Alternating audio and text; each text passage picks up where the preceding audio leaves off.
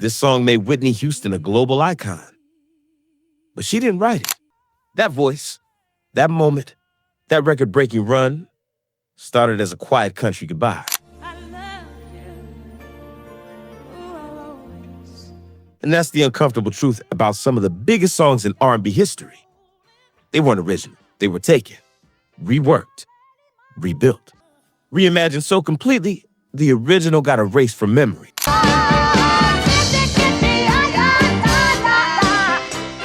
Because in this genre, something strange happens. A song doesn't belong to who wrote it. It belongs to who delivers it best. Tonight, we're not just listening to covers. We're looking at moments where artists stepped into someone else's record and walked out owning it. Number 10, Rita Coolidge, Higher and Higher. Your love is lifting me high. Jackie Wilson's original from 1967 is built on momentum. It moves fast, driven by energy that doesn't give you time to sit still. Is lifting me higher. Yeah. It's celebration in motion. Rita Coolidge didn't try to match that. She slowed it down, and that changed everything. Quench my desire. By the time she recorded it in the late 70s, she had spent years in the background, supporting other artists without ever breaking through herself.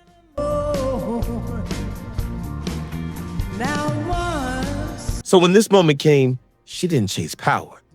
She chose control. Her version feels deliberate. It stretches the emotion, letting each line settle before moving forward. What was once excitement becomes something more intimate, almost reflective. And that shift connected.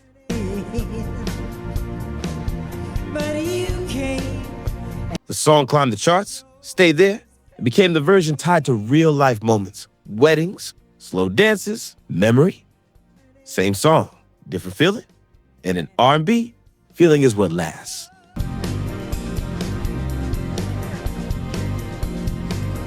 Number 9, Roberta Flack, Killing Me Softly. Killing me softly with this song. Killing me softly. This song wasn't supposed to be a hit. It started as a reaction. A young woman overwhelmed by a performance, trying to capture what she felt in real time. That raw idea became a song and quietly disappeared.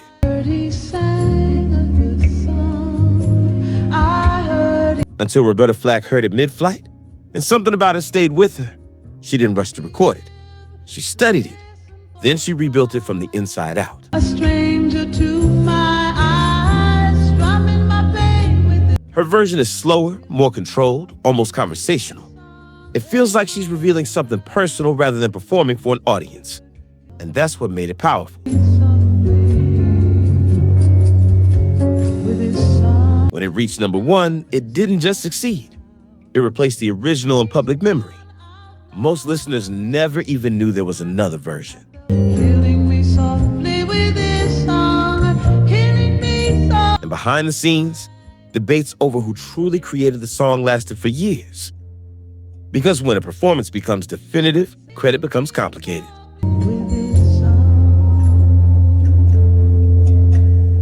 Number 8, Ike and Tina Turner, Proud Mary.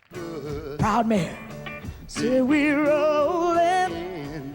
The original Proud Mary flows. It's steady, controlled, and grounded in rhythm. But Tina Turner didn't follow that path. She built tension first. We're gonna take the beginning of this song. That famous intro isn't just an introduction. It's a setup. A warning that what's coming won't stay predictable. 'Cause I was worried about the way that things might have been. The first half holds back deliberately. It keeps things restrained, almost calm. And then it shifts. The tempo rises. The energy breaks loose. And the song transforms into something physical. Something you don't just hear, you feel. In a line of place in Memphis.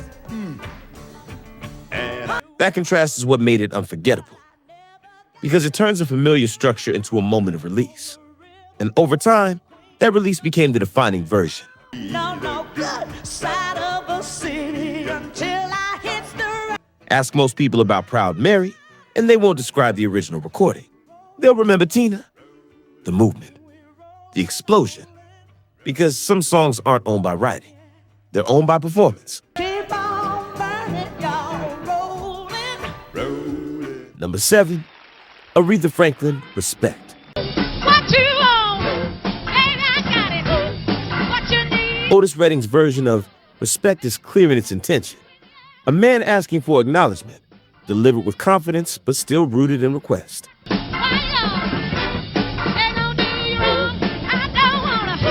Aretha Franklin didn't adjust that idea. She reversed it. By changing the voice, she changed the meaning entirely. What was once a request became a demand. And not just any demand, one that carried authority.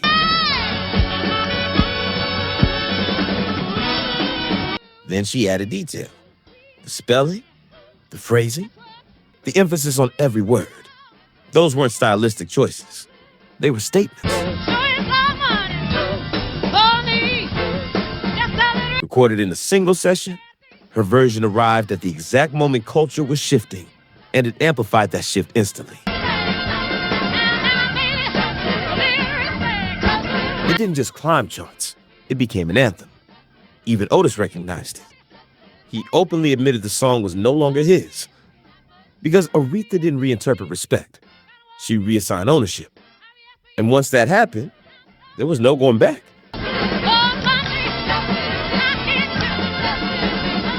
Number 6, Marvin Gaye, I Heard It Through the Grapevine. How I knew I'll show plans to make me. This song didn't arrive smoothly. It was recorded, rejected, and shelved more than once before anyone believed in it. It took me by surprise, I must say. Gladys Knight and the Pips finally turned it into a hit with a version that felt urgent and direct. It worked. But Marvin Gaye heard something else inside the same song. He slowed it down, and that decision changed the emotion completely. Where Gladys delivered clarity, Marvin delivered tension. His version feels internal, almost uneasy, like something's about to unravel. You don't just hear the message. You feel the suspicion behind it. That you love someone else. And that difference reshaped how the song was experienced. When his version was finally released, it didn't just perform well, it took over. Lose my mind, honey, well. Because in R&B, the version that makes you feel more is the version that stays. People say believe half of what you see. Number 5, Tina Turner, Let's Stay Together.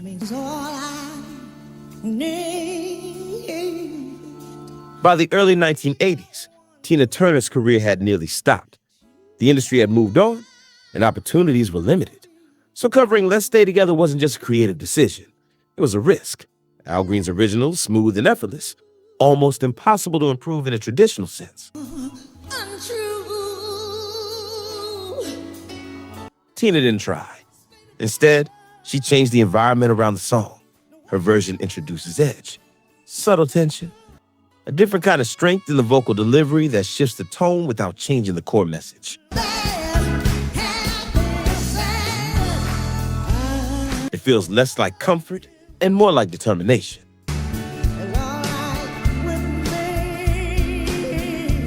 And that distinction mattered. The song didn't just chart. It reopened her path. It led into a full comeback that redefined her career. Because sometimes, owning a song isn't about doing it better. It's about placing it in a new reality, where it means something else.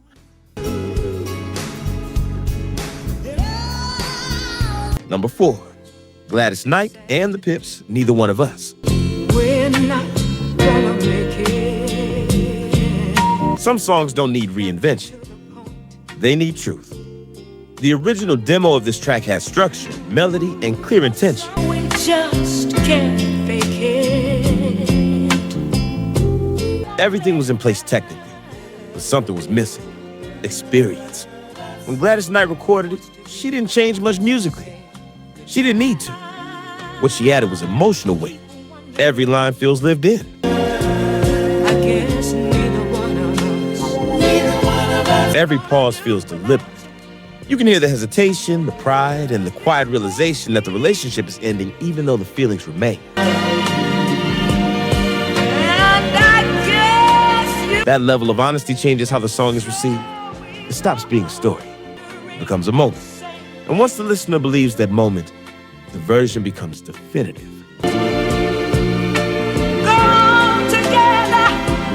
Because in R&B, authenticity isn't optional.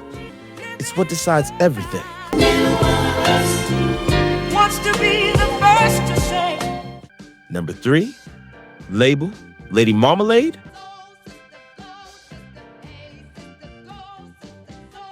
This song was already bold in concept, but label didn't treat it carefully. They amplified it.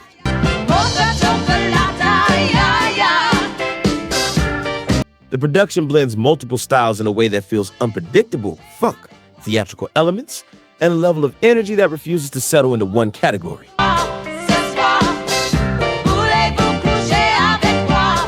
And then there's the performance. Confident, direct, unapologetic.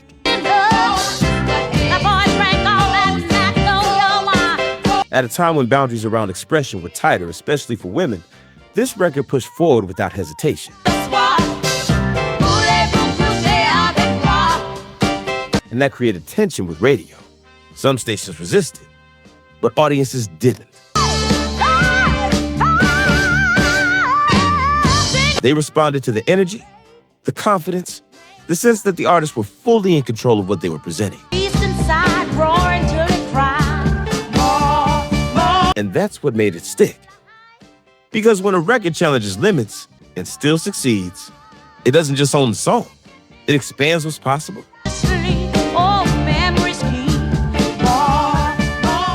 Number 2, Luther Vandross, Always and Forever. Just like a dream to me.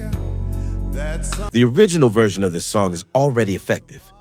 It delivers romance in a way that feels clean and immediate. We'll still be the same. So Luther Vandross didn't approach it as something that needed change. He approached it as something that needed depth.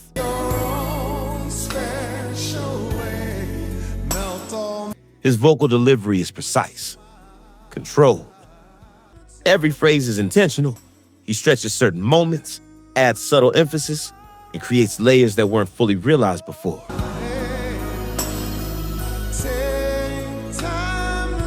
It's not dramatic. It's detailed. And that detail is what transformed the song's impact. It became tied to real moments, weddings, anniversaries, personal memories that extend beyond the music itself. There'll always be sunshine. And once a song reaches that level, it stops being temporary. It becomes part of people's lives. Because sometimes owning a song isn't about altering it. It's about revealing everything it was capable of all along. A second to give to me. Number 1, Whitney Houston, I Will Always Love You. So I'll go. The original version is simple, a farewell, clear, direct, honest. Whitney Houston kept that foundation, but expanded everything around it. The way. The decision to begin without instrumentation creates immediate focus. There's nothing to hide behind, just voice. And when the music finally enters, it builds gradually, allowing the performance to grow in intensity without losing control. Bittersweet. That balance is what defines it. Power, but measured. Emotion, but precise. And by the time it reaches its peak, it feels complete in a way that's difficult to replicate. The song dominated globally, broke records, and became a defining moment in vocal performance. More importantly, it replaced the original in public consciousness. Because Whitney didn't just sing the song. She claimed it. So the next time you hear a song you love, ask yourself something simple. Is this the original or just the version that made you believe it was? If you made it this far, you clearly hear music differently. So go ahead, like this video, subscribe to R&B Vault, and tap on any video you see on your screen right now. Trust me, there's more you thought you knew. See you on the next one.